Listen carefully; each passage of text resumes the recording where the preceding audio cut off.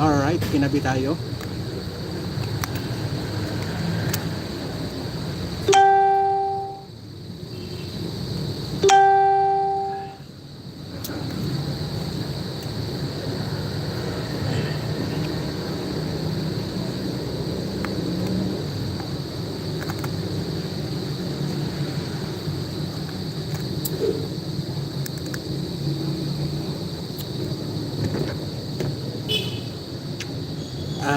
Bago tayo magsimula, no, ang atin pong tinatalakay sa araw-araw ay yan po yung pangkaraniwang nakakalap natin sa ating mga maliit na pangkaraniwang manggagawa. Kaya ano man po inyong marinig, masakit man sa tainga o masama ang pakinggan, yun po ang tunay na yun po ang tunay na nangyayari dito po sa ground, kung saan yung mga pangkaraniwang mamamayan, yun po ang kanilang mga sentimiento. Kaya ako lang po ang nagiging tulay nila para mailabas ang kanilang mga sentimiento. Alright, diba? Ganda ng attire ko ngayon. Dahil po ay galing tayo sa biyahe, wala nang tanghalian kaya diretso na uwi. Ngayon ako nandito po ngayon sa isang gilid, yan, dito sa gilid ng kalsada, at gusto ko lang mag-update sa inyo lahat yung mga nangyari kahapon. Pero bagong lahat ng yan, mega love shoutout po kay Mami Mercy Carunod, alright, kay Nani Sanchez Vlog, mega love shout out kay Audrey Nicole, ayan, shout out po sa inyong lahat. Kay Biyaheng Brankel Sam, ayan, shout out po kay Ma'am Ji Chang Wok, ayan, shout out po kay Kagawad Antonian, ayan, mega love shout out kay Sorina Jabalia, hello Boss DTV, shout out, ayan, mega love shout out po, ayan, said hi, like, dan, ayan, thank you Sorina. Alright, mamaya mag-iyakan na naman yung mga trolls. Nabudol na naman tayo. Alright, pasensya na kayo ha. Dito ako sa gilid. Pumili ako nito kasi di na ako nakapananghalian. Grabe yung traffic sa Metro Manila ngayong Biyernes. Naku po. Kaya nag-ano na lang ako. Total, pauwi na rin lang. Nag-merienda na lang ako dito sa tabi.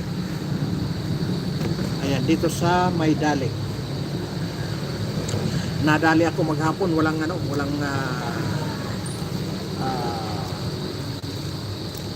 walang kain-kain ng tanghalian. Nawala yung data ko. Ayan. Mega love shoutout po sa inyong lahat. Kay Ma'am Rosalina, ayan, mega love shoutout po. Kay Ma'am Annalisa, ayan, mega love shoutout. At sa lahat po ng lahat nating mga solid na subscriber. Ayan, kay Ma'am Johaina, ayan, shoutout po. Dito ako sa gilid ng kalsada. Yan, kung makikita nyo. Kain po muna tayo.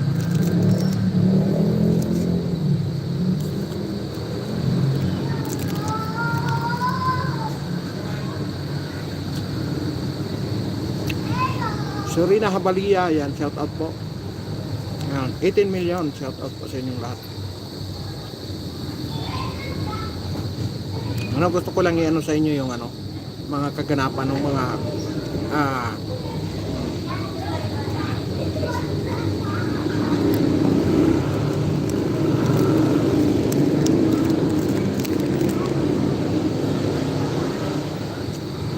gusto ko lang po umpisahan doon sa umpisa, no, yung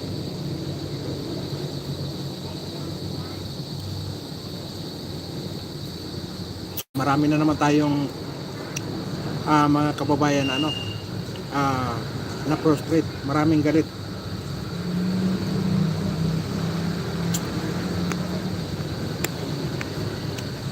Yung sa pagtaas po ng salary, umpisan po natin doon sa, kung matatandaan nyo po, biglang nagkaroon ng surprise rally ang iglesia, kung saan ang presidente ay biglang nag-cancel ng kanyang mga lakad ng araw na yon. At maingay dito. At pangalawang araw po na pagrarally nila ay nag-anunsyo naman ito si Francis Tolentino ng pagtaas ng sahod, kung saan tinasan ng 85 pesos. Yun po ang mga naging kaganapan. At in-announce niya na July 19,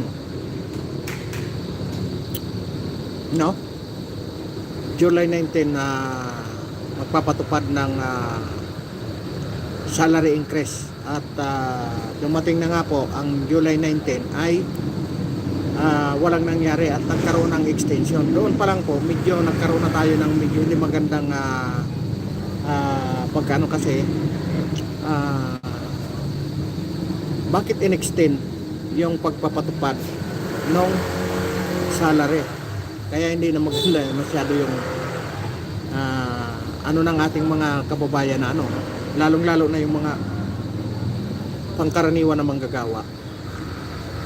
At umabot na nga sa punto na kahapon po ay nagkaroon ng TRO, Temporary Restraining Order po, doon sa Pasig Regional Trial Court, yung salary. Kaya wag na kayong umasa. Nga na lang tayo doon. Ayan, wag na kayong umasa kung mayroon man kayong matatanggap ngayong bukas na increase. Yun.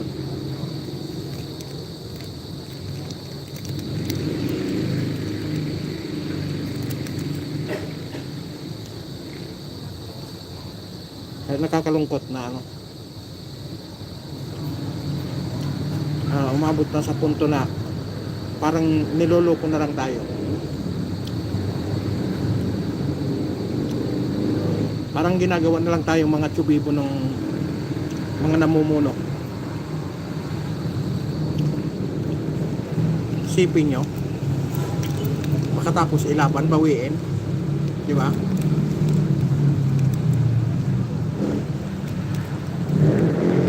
Kasi daw merong nag-TRO, kaya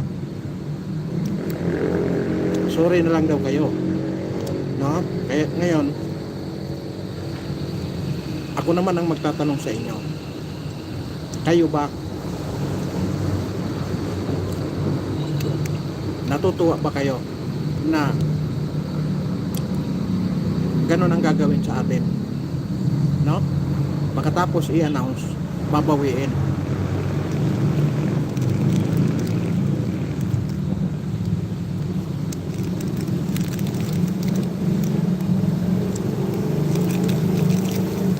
Kasi nga po, minsan lang nangyari yan sa atin sa kasaysayan ng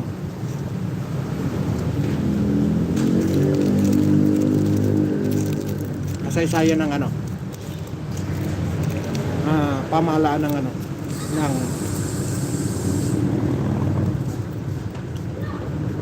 Pilipinas, na nagkaroon ng isang TRO, ang isang pagtaas ng salary.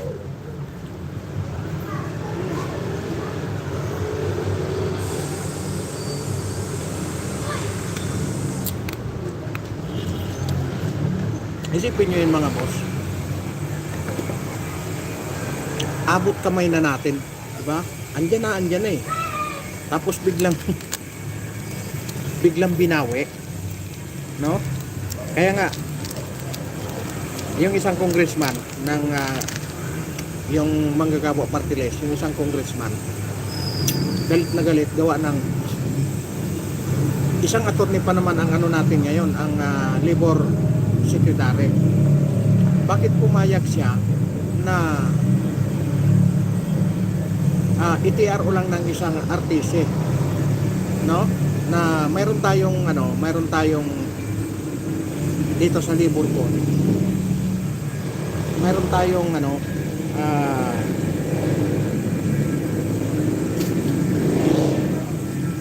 hindi ka lang sa labor code,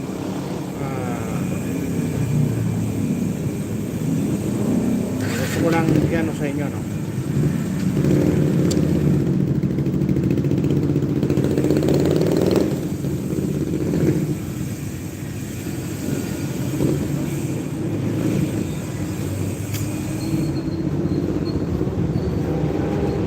No? Sa labor code, yung article 126, pwede nyo po ito i-google. Article 126 ng labor code, walang kahit anong korte ang pwedeng mag-TRO. Mag-TRO, mag-suspende sa wage order ng dole secretary, ng dole, no? Abogado pa naman ang ating no? Abogado pa naman ang ating dole secretary. Pero bakit niya pinayagan? Bakit siya pumayag? No? Ako, kaya nung nakita ko nung nagkaroon nung July 19, dapat ano na yon, increase na dapat. Pero nagkaroon ng extension, kaya ako nagduda na talaga doon na mukhang malabo na mangyari. Kasi bakit in-extend? Di ba? In-extend ang pagpatupad. Dapat may mga nakasahod na nun. Pero ang nangyari, in-extend. Iyon pala, siguro nakaano na. Baka ito natin ang mga malilikot na utak. Baka ito nakaplano na talagang wala talagang balak na ipatupad. No? Kasi bakit? Kung ikaw ang labor secretary, bakit kung mahal mo ang manggagawang Pilipino, lalong-lalo na yung mga minimum wage earner, kung talagang nagpapahalaga ka dahil labor secretary ka di ba? Pinatupad mo na. Ibig sabihin, wala kang kakayanan na ipatupad. Tapos maglalabas siya ngayon, maging mahinahon, di ba? Abot kamay na natin. Ayan na lang Tapos biglang bawiin. Di ba? Di ba maliwanag na yun? Di ba maliwanag na panguhuda siya ng isang labor secretary? Kasi nga may nag-TRO daw. Di ba nakakatuwa? Nakakatuwa na nakakainis. Kaya paano nyo pagtitiwalaan ng isang administrasyon na ito? Diba? Tapos sasabihin nila, bakit hindi tumataas ang rating ng Pangulo? Diba? Katulad yan, marka na naman yan sa kanila. Marka na naman yan. Alam nyo kung ilang milyon ang manggagawang Pilipino dito sa NCR? Napakarami. Diba? Pinagkaitan nyo na naman. Tuwan-tuwa na nga sila na magkakaroon na ng wage increase kahit inutay-utay nyo pa. Pero ang nangyari na to,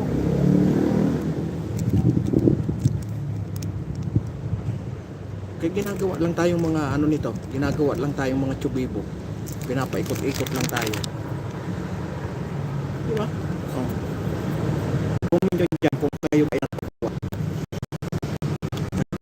ginagawa natin ng ating administrasyon.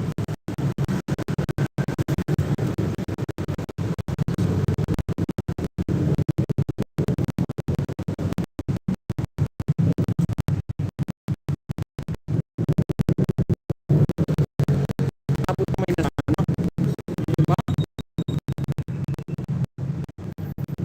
Napakalaking bagay na yung 6 na araw. Dapat dun. Pero naglaho na parang bula. Nang dahil daw sa TRO. Kaya kinakantuan tuloy yung Dole Secretary. Attorney pa naman, tapos walang alam sa batas.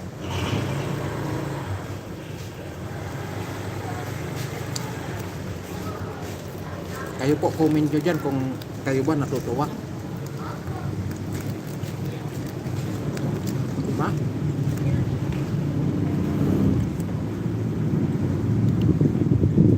Ilang milyon namang gagawa ngayon ang pinagkaitan nyo na naman ng pagkakataon. Abot kamay na, oh. Pero ang nangyari, pinabayaan nyo.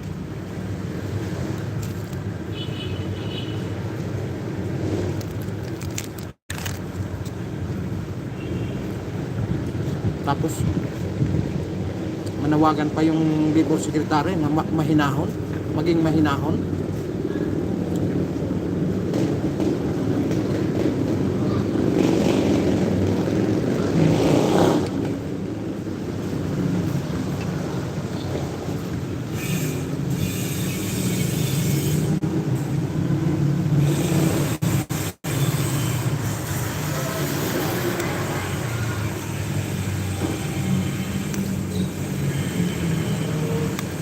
Alam niyo, hindi kayo yung inis ba na magsama-sama sa inyo, tapos yung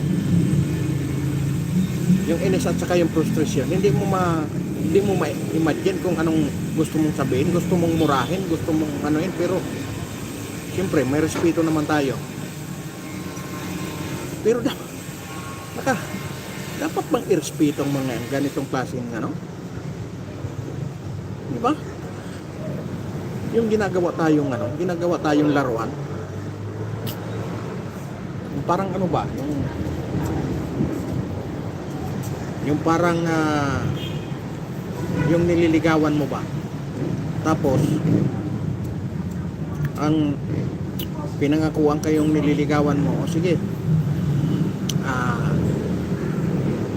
sunod na linggo sasagutin na kita, ha.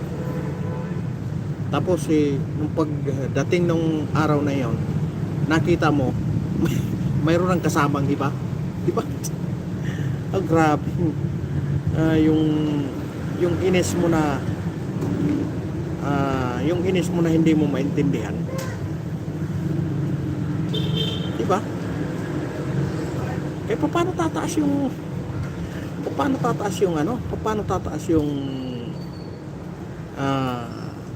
rating ng isang administrasyon na ito kung ganyan ang ginagawa.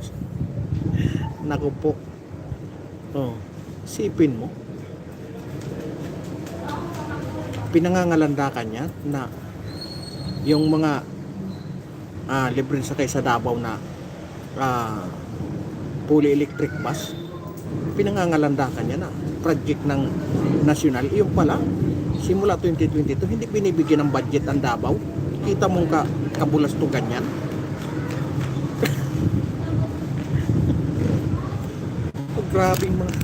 Grabing napakalakas talaga mambudol. Sabagay, pag high talaga wala namang pakiramdam yun . Ang importante lang yun, yung may maipagyabang. Tingnan mo ngayon, marami na naman kayong nabudol. Kaya yung mga loyalista dyan, anong nararamdaman nyo ngayon?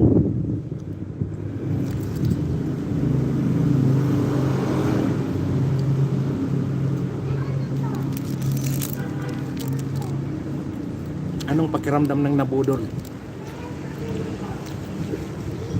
Yan ang literal na budol talaga. Isipin mo, mayroon palang batas na nag-uutos sa na pag binaba na pala ng Dole, di na pwedeng pakialaman ng mababang hukuman, maliban lang sa Court of Appeals at saka sa Supreme Court.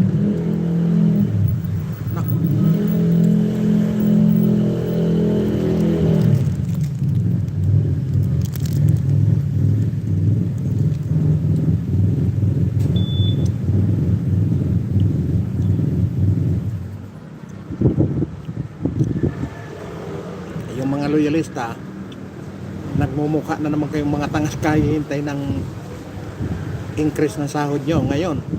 Nga kayo. Hmm.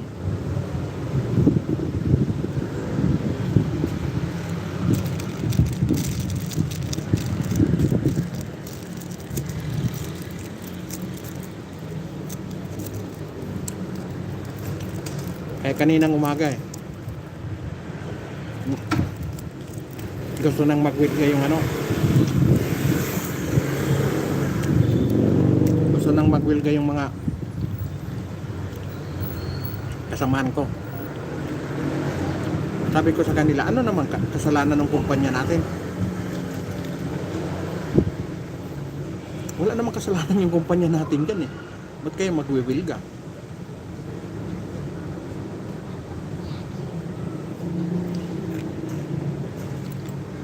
Sabi ko, gobyerno ang sisihin nyo, wag yung kumpanya natin, kasi yung kumpanya natin pag inutos ng batas, walang magagawa yan kung hindi yan sumunod. Nagkaroon ng TRO, nagpalitson yung management.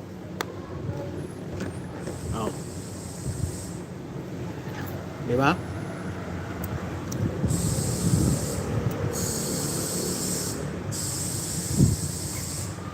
Sabi pa nung isang better luck next time. Yung mga loyalista diyan, yung mga diyan. Yung mga yakin, ayan. Yung amo nyo, binudol na naman kayo. Nadamay na kayo sa pambubudol.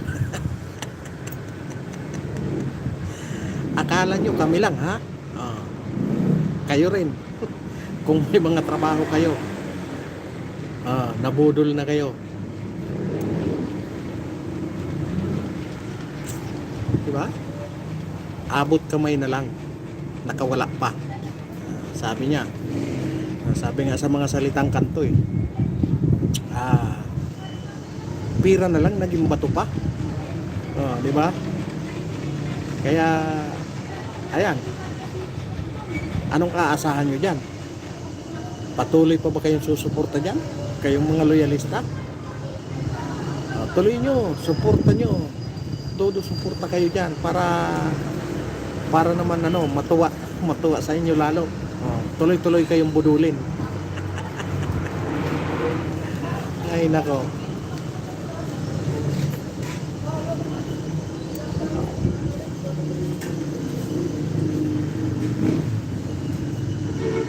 Harap-harapan na kayong winawalang hiya. Todo pa rin kayo saludo. Saludo sa mga loyalista. Di ba? Kayong mga loyalista, yan, nabudol kayo.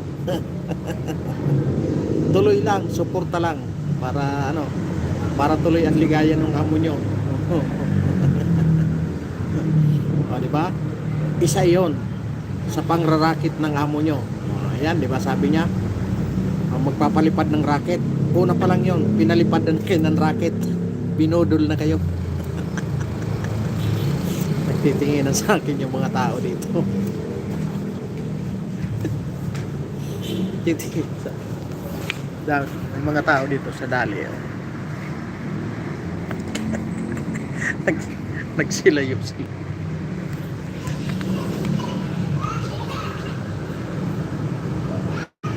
Nagsilayo sila nung nalaman na nakalive ako. Sige lang, tuloy lang ang suporta nyo para tuloy din ang pambubudol sa inyo. Ay, tagal ko na sinasabi yan. Ngayon, suporta kayo, suporta. O yan, nabudol kayo ngayon. Yan ang unang sa inyo. Diba? Magpapalipad ng racket. Una pa lang yun. Marami pa susunod dyan. Tingnan nyo.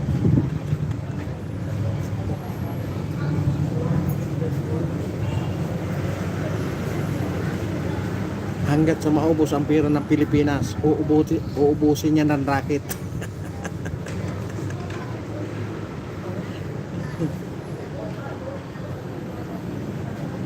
Akala nyo, yung racket, kwitis yun. isasabay yung pambubudol sa inyo. O, yan, una pa lang yung sahod ha. Nabudol na kayo. O, abang-abangan nyo pa. Isa pa lang yan. Marami pa yan. Akala nyo ha. O, tapos sabi pa nung Dole Secretary, maging mahinahon po tayo. O, di ba? Senador yun ha.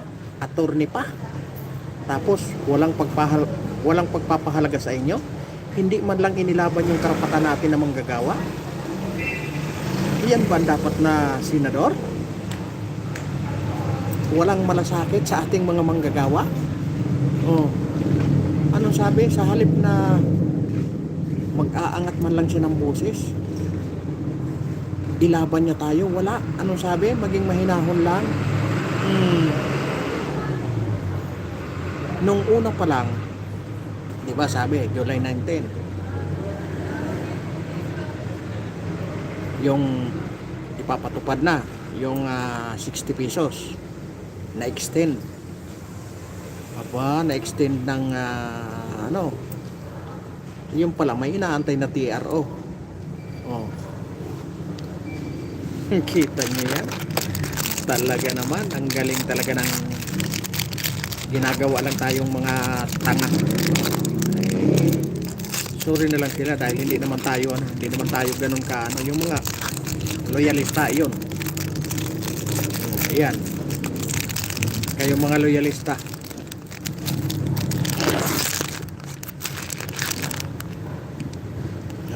Mag-iyakan kayo dyan mga loyalista.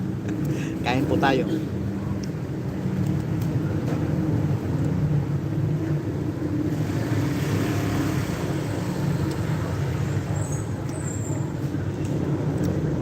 Shoutout po sa 11. Ayan. Comment po kayo kung saan kayong lugar para ma-shoutout ko po kayo. Dito lang ako nagparipas ng oras. Napagod ako sa biyahe kaya wala akong tanghalian, wala akong murong merienda. Hindi lang akong merienda ito. Kaya dito ko nakainin bago ako lumarga pa uwi. Gusto ko lang kayong update doon sa pambubudol sa ating mga manggagawang Pilipino.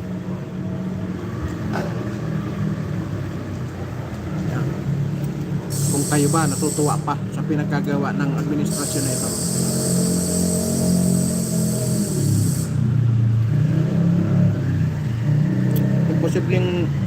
Imposibleng walang alam dyan ang presidente. Diba? Posibleng hindi nakamonitor ang presidente dyan. Ang Dole Secretary natin, dating senador. Bukod sa senador, attorney. Pero hindi pala alam ang batas. Meron pala sa labor code yung 129 na sinasabi nila na hindi pala pwedeng i-TRO yan once na nandole, nailatag na. Pero ngayon, anong nangyari? May TRO. Kaya yung mga tuwan-tuwa dyan, ngayon mag-iyakan na kayo. Yung pinupuri si Marcos. Dahil sa panahon lang ni Marcos nangyari yung pagtaas na 60. Ayan. Noong linggo may mga nakausap ako dyan, tuwan-tuwa sila, pinaglalaban pa nila dahil kay Marcos lang daw nangyari yan, na 85 ang itinaas. Ngayon, nasaan? Asan yung pinaglalaban yung 85? Nga. Nga ang inabot. Di ba? Hindi ko po kayo pinagtatawanan. Dinadaan na lang natin para hindi tayo ma-stress sa pinagagawa ng administrasyon nito. Hindi ko pinagtatawanan kung ano man ang nararamdaman nyo ngayon. No? Pinagtatawanan ko yung mga nagkikipaglaban. Ngayon, nasaan sila? Kagabi, nag-iyakan sila. Galit na sila.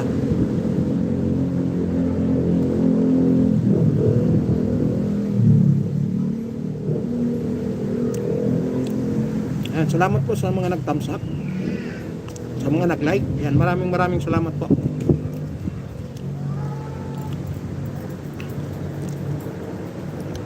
Gusto ko lang sa inyo na talagang akala ko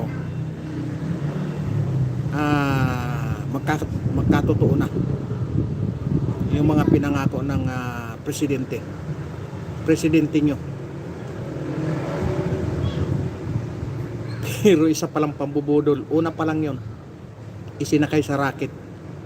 Ngayon TRO, goodbye 85. Yung mga nakikipaglaban dyan, yung isa, yung isang nakipagdebate sa akin noong linggo, pumunta kanina ang aga kumatok ng bahay, nag-apologize. Umamin siya, tama ako. Talagang ganun eh, ganun talaga, yan ang demokrasya. Pag alam mong mali ka, tanggapin mo ng maluwag sa puso. O ngayon, galit na siya. Galit na siya kay Marcos. Biktima din siya eh. Kahit tayo, biktima.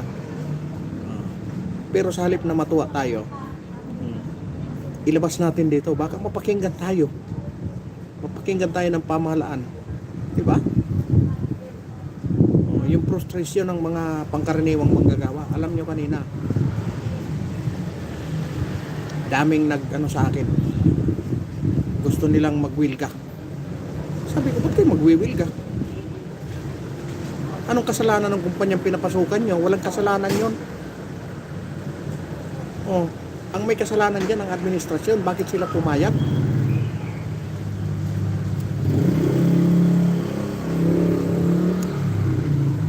Kaya maraming galit ngayon sa kanila.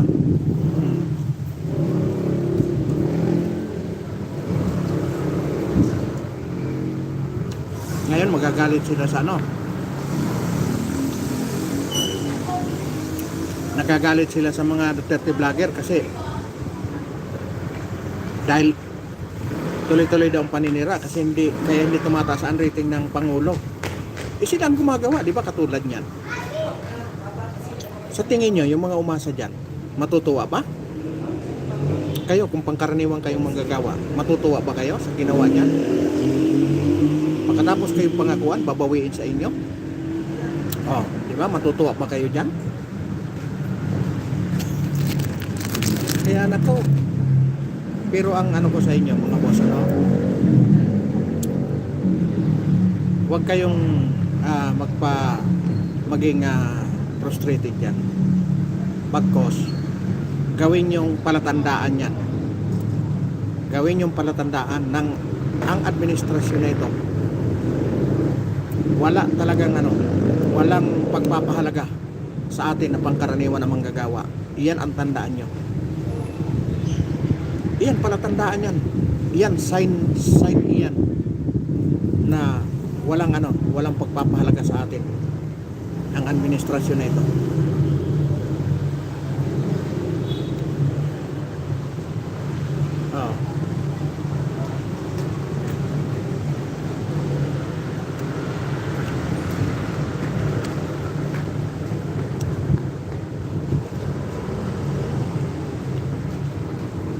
Kaya bago tayo magpaano dyan, bago tayo magpadala sa mga emosyon natin, tandaan yung maigi. Bago nila ginawa yan, pinagplanuhan nila yan. Planado yan. Kasi kung hindi plinano yan, tingnan nyo.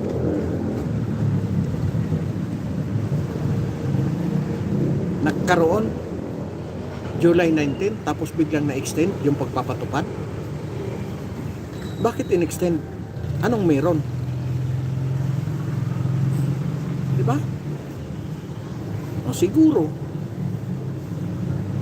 dahil nga hindi nakakuha ng TRO nung una, kaya na-extend. Diba? Hindi lumabas kaagad yung TRO, kaya in-extend nila. Kasi ang gusto nila, makakuha kaagad ng TRO. Hindi siguro kaagad nakakuha ng TRO. Pandahilan nila yun, pansangga nila yun eh. Diniyaro tayo, wala tayong magawa dyan. Pero binotata yung ating labor secretary ng mga congressman. Oh. Mayroon pala sa labor code doon sa Article 129 na hindi pala po pwedeng i-TRO at maliban lang kung Korte Suprema or Court of Appeals.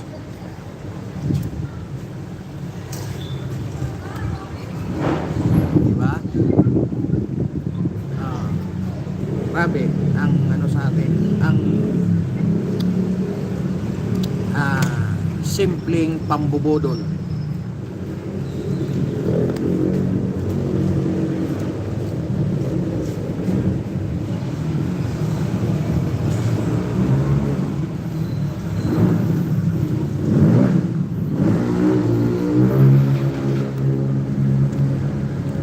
Inano lang tayo, kumbaga para lang humupa yung galit ng pagkaraniwang manggagawa. Ganun ang ginawa sa atin siguro. Siguro ha? Para lang humupa yung galit. Kaya ginawa nila yon. Tapos nung humupa na, TRO na. Di ba? May pandepensa sila. Ang pandepensa naman sila, wala tayong magawa diyan kasi TRO. Di ba? Anong paliwanag ng Dole Secretary? Mahinahon po tayo.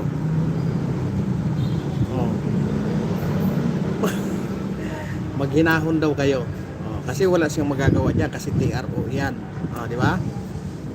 Ngayon binutata siya ni kamanggagawa Partiles Ilisin San Fernando. Kaya may balak pang mag-senador yan. Si Francis Tolentino. Tandaan yung pangalan na yan, Francis Tolentino. Unang-una, balimbing. Pangalawa, tingnan yung ginawa sa inyo. Pakita nyo ang persa ng manggagawang Pilipino dito sa NCR sa Metro Manila, sa nasasakupan nito. Ipakita nyo ang persa na si Tolentino wala ng karapatan para matapos na ang kanyang kahibangan.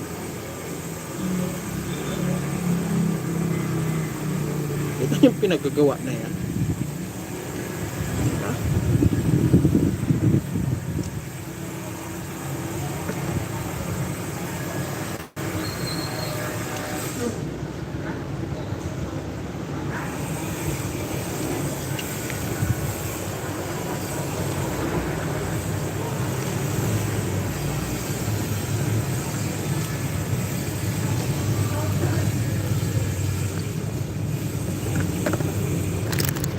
Kaya sa lahat ng ito panawagan ko sa manggagawang Pilipino. Tandaan nyo ito.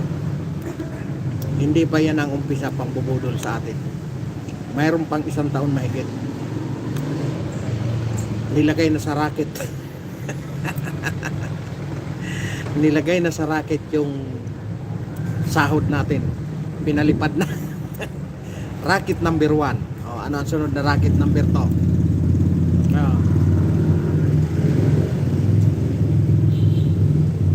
Daming galit kanina, sa totoo lang. Daming galit, dami kong nakausap kanina. Simula pa nung linggo. Simula kaninang umaga. Nung linggo tuwa-tuwa sila, pero kaninang umaga yung isa nag-concede na sa akin. Ang aga kanina pumunta ng bahay, nag-concede. Dahil nakipagdebate siya eh.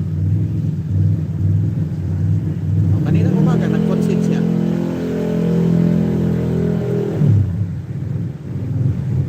Ano ang sunod sa atin na pambubudol niyan? Antayin nyo, meron pang 1 taon.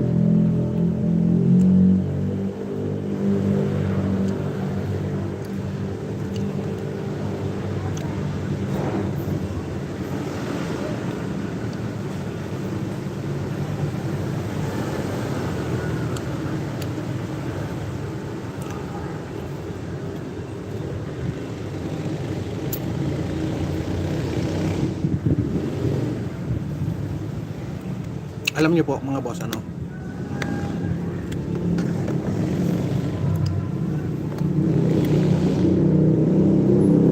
nabanggit ko kahapon na nagkaroon ng party-party yung mga congressman kasi nga maraming naglabasan ng mga balita na nagkaroon ng mga balato yung mga congressman na umatin sa SONA. At pagkatapos ng SONA, nagkaroon ng parte-parte.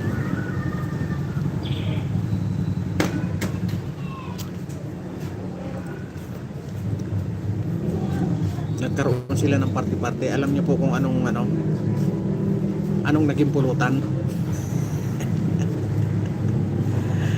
Yung racket ang naging pulutan. Kasi hindi daw nila in-expect na tutuhanin.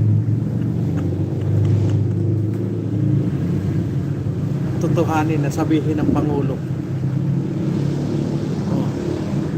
At pagkatapos, sabi nung ating mga pulasise,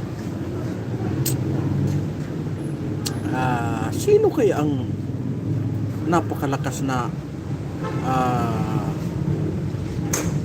nagsulsul doon? Bakit talagang sinama pa sa yun? Sa dispatch, yung racket na yun.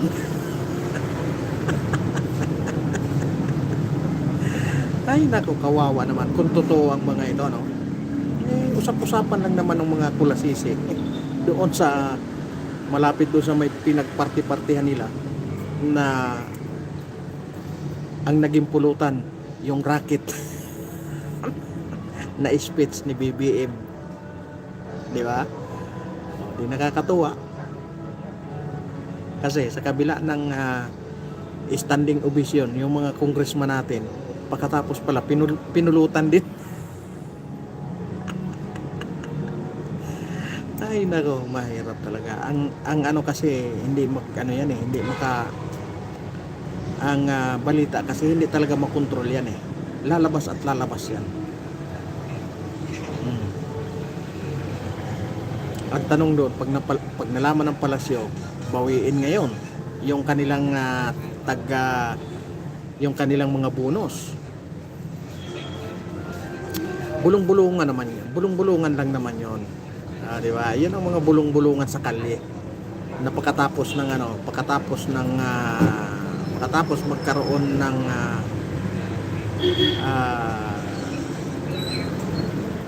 SONA, nagkaroon ng parte-parte yung mga congressman at doon sa parte, yun ang naging pulutan. Yung racket. Ang unang na racket, yung sahod nating mga manggagawang Pilipino. Oh, alright? Oh. Nakakatuwa. Yeah.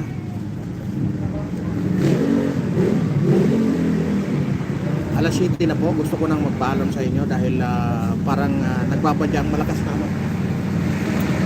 nagbabadyang malakas na ulan, kaya gusto kong hindi ko natapusin yung isang oras, magpapaalam na po ako sa inyo.